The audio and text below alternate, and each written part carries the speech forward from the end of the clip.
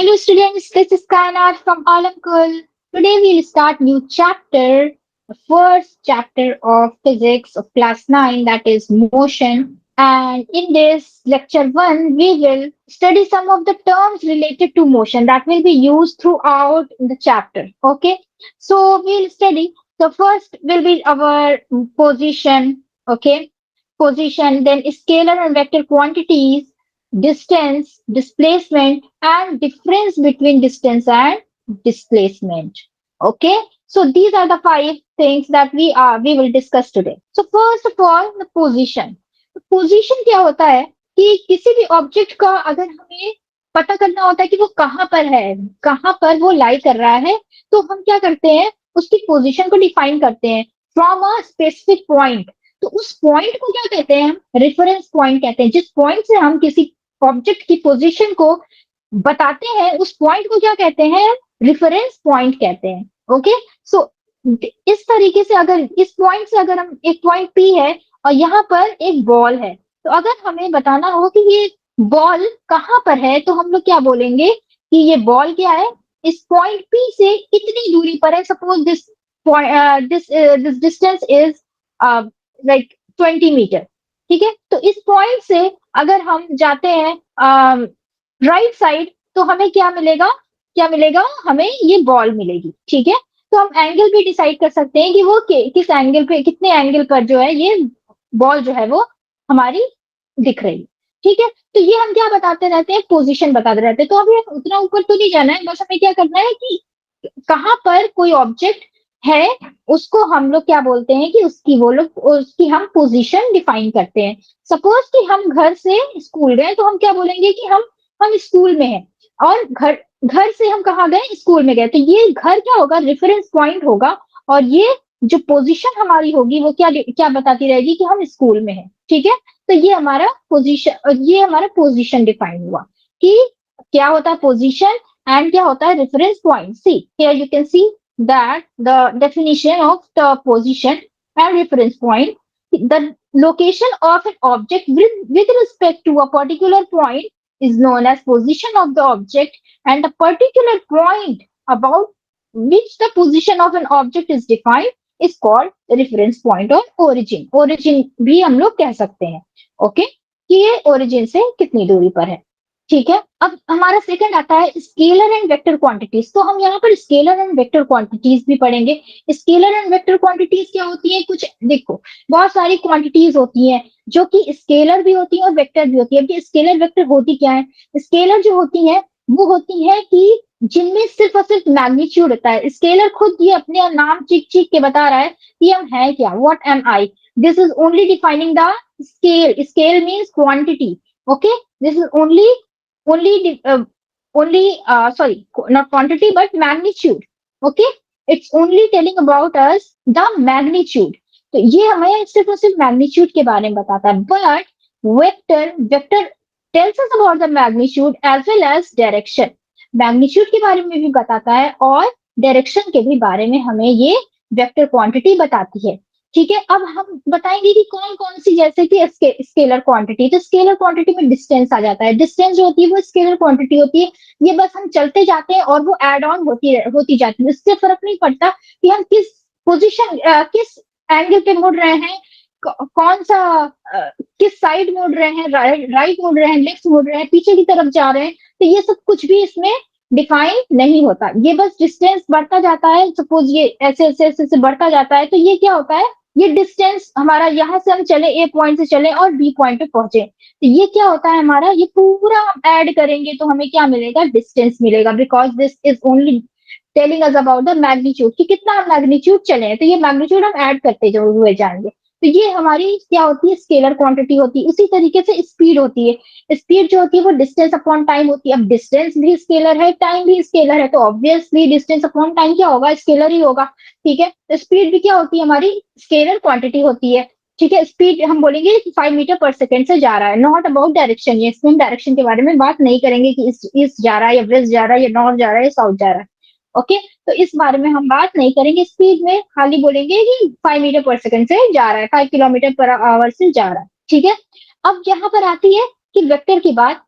Vector में क्या होता है, डिस्प्लेसमेंट भी होता है, सॉरी वेक्टर में क्या होता है, वेक्टर में क्या होता है कि डायरेक्शन भी होता है, ठीक है, मैग्नीट्यूड तो होता ही होता है, डायरेक्शन भी होता है। अब यहाँ पे डायरेक्शन तो होता है, मान लो हम यहाँ इस पॉइंट से, suppose I am taking the same example, इस पॉइंट से हम इस पॉइंट पे आए, अब यहाँ पर हम आए तो ऐसे हैं, है ना, आए तो हम ऐसे हैं, तो क्या हुआ कि हमारा जो, अब यहाँ पे डिस्प्लेसमेंट की बात है, तो डिस्प्लेसमेंट हम हमें इससे मतलब नहीं है कि हम ऐसे आए या ऐसे आए या ऐसे करके आए हैं या हम ऐसे ऐसे ऐसे ऐसे आए हैं, इससे मतलब है कि हम कहाँ से कहाँ आए, only it tells about, it ask about the initial and final position of the body. तो इससे ये बताता है कि हम बस ए पॉइंट से बी पॉइंट तक आए हैं, और वो हम कैसे आए हैं, वो हम ये क्या है, इस पॉइंट से, इनिशियल पॉइंट से फाइनल पॉइंट की डिस्टेंस को क्या कहते हैं, displacement. It means that the least distance between the final and initial position is called the displacement, ठीक है। तो ये क्या होता है, मिनिमम डिस्टेंस होता है between initial and final, no matter how we have come to this point, whether ऐसे या ऐसे या ऐसे या ऐसे, नो मैटर, डिस्प्लेसमेंट क्या बताएगा हमें, सिर्फ और सिर्फ इसकी डिस्टेंस बताएगा, सिर्फ ये बताएगा कि ये कितना है। सपोज दिस इज 100 मीटर, आप ये एक स्ट्रिंग यहाँ पर से लीजिए, एक स्ट्रिंग यहाँ से लीजिए और एक स्ट्रिंग यहाँ पर रख दीजिए, ये स्ट्रिंग जितनी लंबी आएगी वो लंबाई क्या होगी, उसकी दूरी क्या होगी, वो होगी हमारा डिस्प्लेसमेंट होगा। तो इससे क्या होता है, डायरेक्शन से मतलब होता है। डायरेक्शन से कैसे मतलब हो रहा है, डायरेक्शन से मतलब हो रहा है क्योंकि यहाँ पर हमारा, क्योंकि ये हमारा क्या है, इस तरीके से क्यों इसको हम लोग यहीं पर ही डिफाइन कर दे रहे हैं, क्योंकि हमें आगे डिस्टेंस एंड डिस्प्लेसमेंट पढ़ना ही है, तो वो चीज इजी हो जाएगा, ठीक है। तो यहाँ पर हमारा देखो, यहाँ इस वाले में, इस वाले केस में यहाँ तक जा रहे थे ना, ऐसे ए पॉइंट से ऐसे ऐसे ऐसे ऐसे जा रहे हैं, तो यहाँ पर जा रहा है, लेफ्ट भी जा रहा है, यहाँ पे अब मुड़ रहा है, यहाँ पे मुड़ रहा है, यहाँ पे मुड़ रहा है, यहाँ पे, तो ये चीज हो रहा है। मान लो एक इजी एग्जांपल लेते हैं, ये लिए, ये लिए और हम लोग ऐसे गए, ए पॉइंट से बी पॉइंट गए एंड अगेन ए पॉइंट पे आ गए, ठीक है, ये सबसे बेस्ट एग्जांपल है। अगेन ए पॉइंट पे आ गए, अब देखो ये हमारा डिस्टेंस यहाँ पर क्या हो जाएगा, एक्स मान लो, ये से भी एक्स मान लो, क्योंकि बिकॉज हम लोग बी से ए में आ जा रहे हैं तो एक्स भी हो जाएगा। तो डिस्टेंस हमारा जो यहाँ पर होगा, यहाँ पे हम लोग डायरेक्शन को नहीं मान रहे हैं क्योंकि डिस्टेंस ले रहे हैं, तो यहाँ पर क्या होगा, 2x होगा, क्योंकि x plus x, x distance चले प्लस एक्स डिस्टेंस चले, नो मैटर किस डायरेक्शन में चले। बट यहाँ पर डिस्प्लेसमेंट अगर पूछा जाए तो हम लोग व्हाट वी विल से कि x we have started from A to the point B and we travel distance x, but in another case what we are doing, we are coming back to the point A, means this minus A distance we are traveling ना, यहाँ पर हम लोग minus ए distance travel कर रहे हैं, इसका मतलब हम लोग क्या कहिए, 0 मीटर की डिस्टेंस तय किए हैं, मीन्स डिस्प्लेस हम लोग कितने हुए अपनी जगह से, 0 डिस्टेंस हुए हैं। तुम स्कूल गए हो और घर वापस आ गए, घर से स्कूल, स्कूल से घर, तो वो क्या हो गया, हमारा 0 डिस्प्लेसमेंट हो गया, ठीक है। तो यहाँ पर हमारा 0 डिस्प्लेसमेंट हो जाएगा, तो ये हुआ तुम्हारा ये ओनली मैग्नीट्यूड ले रहा है और ये मैग्नीट्यूड प्लस डायरेक्शन ले रहा है, इसलिए यहाँ पर क्या हो गया, ये 0 हो गया। तो डिस्प्लेसमेंट हमें, डिस्टेंस हमेशा क्या होता है, या तो बड़ा होगा या फिर डिस्टेंस डिस्प्लेसमेंट के बराबर होगा। डिस्प्लेसमेंट कभी भी बड़ा नहीं हो सकता डिस्टेंस से, ठीक है। तो अभी यहाँ पर हम लोग तो पढ़ेंगे ही डिस्टेंस एंड डिस्प्लेसमेंट। तो डिस्टेंस क्या होता है, हम लोग क्या पढ़ लिए, बस यहाँ पर हम लोगों को थोड़ा सा कवर अप करना है कि डिस्टेंस हम लोग क्या कर लिए कि the maximum distance that is travelled during the whole journey. Okay, यहाँ पर देखो ये होल जर्नी है, या तुम्हारा ओ से ए पॉइंट पे गया, ए से बी पॉइंट पे गया, and then c and then d, this whole we will add 5 plus 10 plus 8 plus 20, this will be what, the distance 5 plus 10 15, 15 plus 8 and plus 28. Okay, so it is will be 3 and 43, 43 meter will be the whole distance of this journey. Okay, so this will be the actual length path, actual length of the path covered by the body. Okay, तो जितना हम चल रहे हैं, actually में कितना चल रहे हैं वो बताता है, डिस्टेंस बताता है। बट यहाँ पर अब देखो, यहाँ पर 43 मीटर आ गया, ठीक है।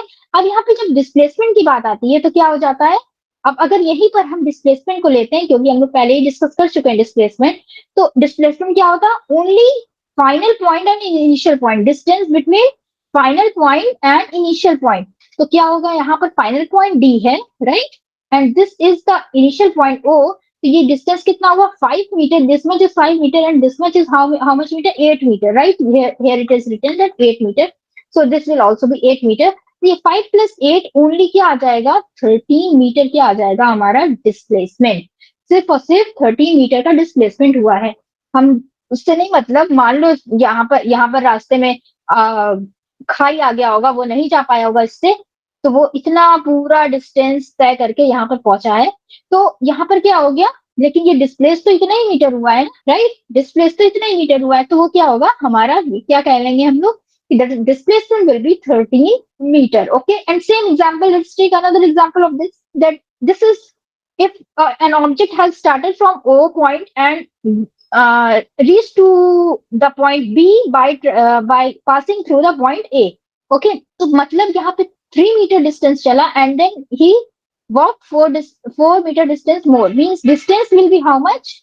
Distance will be whole 3 plus 4, that is 7 meter, right. Distance will be this, but what about displacement? Displacement will be right from O to B, the length from O to B, right. The minimum distance O to B, just match the final position and the initial position. So O to B will be what, OB squares, apply Pythagoras theorem. OB square is equal to just 4 square plus 3 square, because this is hypotenuse. So hypotenuse square is equal to base square plus perpendicular square. So it will be 4 4 is 16, 3 3 is 9, it will be 25, and h square this is, so h will be root 25, which is 5 meter. 5 meter will be the displacement. The body has displaced from its initial position to 5 meter to reach the final position. Okay, but the actual distance that is covered by the body is 7 meter. Fine, because it has attained another path. Okay, no matter, but in displacement, no matter what path length is, it's just the difference between initial and final position. Okay, तो ये difference हुआ हमारे हमारे distance and displacement में. कि distance और displacement में क्या फर्क हुआ, यहाँ पर अभी एक बार हम लोग sum up कर लेते हैं. Displacement of a moving object can never be greater than distance traveled by it. अभी तक हम लोग जितने एग्जांपल्स देखे उसमें क्या हुआ है, डिस्प्लेसमेंट हमेशा कम रहा है डिस्टेंस से. बराबर हो सकता है, बराबर किस केस में हो सकता है, जब हम ए पॉइंट से बी पॉइंट तक जाकर रुक गए. यही मेरा डिस्टेंस है और यही मेरा डिस्प्लेसमेंट भी है.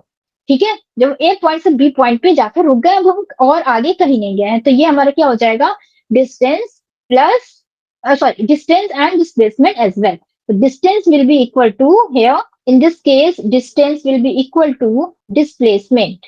Okay, and the second kya hai, if a body moves along a straight line only in one direction, then distance and displacement will be equal, whatever that I have given there the example. This is the same thing that is written over here. Okay, displacement of an object can be positive, negative and zero, but distance can never be negative.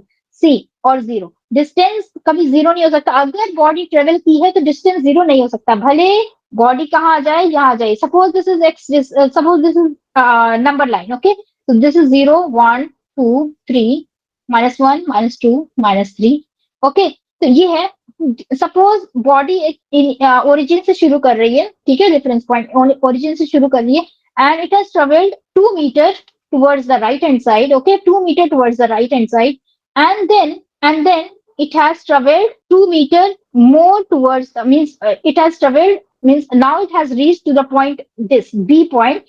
Now from B point it has moved towards the left hand side and reached to the point C. This is the point C. Okay, -2, this is the point C. तो यहाँ पर distance क्या हो जाएगा, distance will be what, 0 plus 0 से 2, so it will be 2 plus this 2 3 4 5 6, the whole 6, and then it will be what, 3 4 5 6, means 1 2 3 4. So 2 plus 4, it will be 6 meter, right. 6 meter will be the distance. But what about displacement? How much it has displaced? It has displaced from 0 to -2, means it will be -2. -2 meter will be the displacement, because it has traveled back side to the 2 meter. Okay, तो ये क्या हुआ है, -2 metre हमारा displacement हो जाएगा and 6 metre हमारा distance हो जाएगा. तो distance displacement can be negative, zero. Okay, and always less than distance, always less than distance. But distance is what? Can never be zero or negative, and it will always be greater than or equal to displacement. Okay, either it will greater than displacement or it will be equal to distance. ठीक है, तो ये हमारा रहा आज का छोटा सा lecture. Okay, so first topic we are done with the first topic, that terms related to motion. Okay, I'll come up with a new topic in the next video. Tata, bye bye till then, and take care.